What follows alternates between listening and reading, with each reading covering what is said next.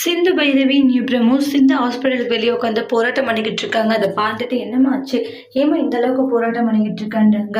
என் புருஷனை பார்க்க உள்ள விட சொல்றேன், ஆனால் என்னோட புருஷனை பார்க்க உள்ளவே விட மாட்டேங்கிறாங்க, அதனாலதான்ற மாதிரி சொல்றாங்க. அப்புறம் போலீஸுக்கு மீடியாக்காரங்களுக்கு எல்லாருக்குமே இன்ஃபார்ம் பண்ணிட்டு எல்லாரும் வந்துடுறாங்க.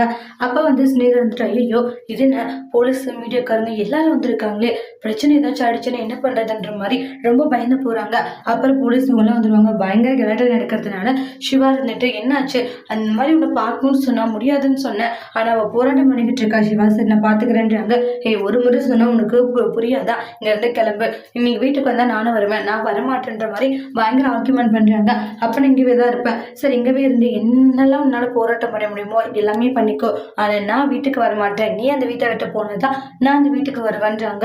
அதுக்கப்புறம் சொல்லிட்டு போயிடுவாங்க. போலீஸ் வராங்க. என்னமா ஆச்சுன்னு, இது மாதிரிதான் என் புருஷனை வீட்டுக்கு கூப்பிடுறேன், ஆனா அவர் வரமாட்டேன்னு சொல்றாரு, எனக்கு அவர் வீட்டுக்கு வரணுன்ற மாதிரி சொல்றாங்க. அங்க போலீஸ் எல்லாம் வந்து பயங்கரமான பிரச்சனை போய்கிட்டு இருக்கு. உடனே வந்து கால் பண்ணிக்கிட்டே இருக்காங்க அவங்களுடைய பெரியம்மா. யாரு ஸ்னேகா, உங்க பெரியம்மா கூட, பெரியம்மா எத்தனை டைம் ஃபோன் பண்ணியிருக்காங்க சொல்லுங்க பெரியம்மானோனி, நீ வீட்டுக்கு எதுவாக இருந்தாலும் பேசிக்கலான்ற மாதிரி சொல்லிடுவாங்க. இல்ல பெரியம்மா கொஞ்சம் வேலை இருக்கு, எவ்வளவு பெரிய வேலை இருந்தாலையும் நீ விட்டுட்டு வந்து ஆகணும் அப்படின்றாங்க. கூட சிந்துவியும் கூட்டிட்டு வரணுன்ற மாதிரி சொல்றாங்க. சிவா இதை கேட்டு ரொம்பவே ஷாக் ஆகுறாங்க. அதோட இந்த ப்ரமோவை முடிச்சிருக்காங்க. இனி வரக்கூடிய பேச என்ன மாதிரி ஒரு ட்விஸ்ட் வர போதுன்ட்டு வெயிட் பண்ணி பார்க்கலாம். தேங்க்யூ.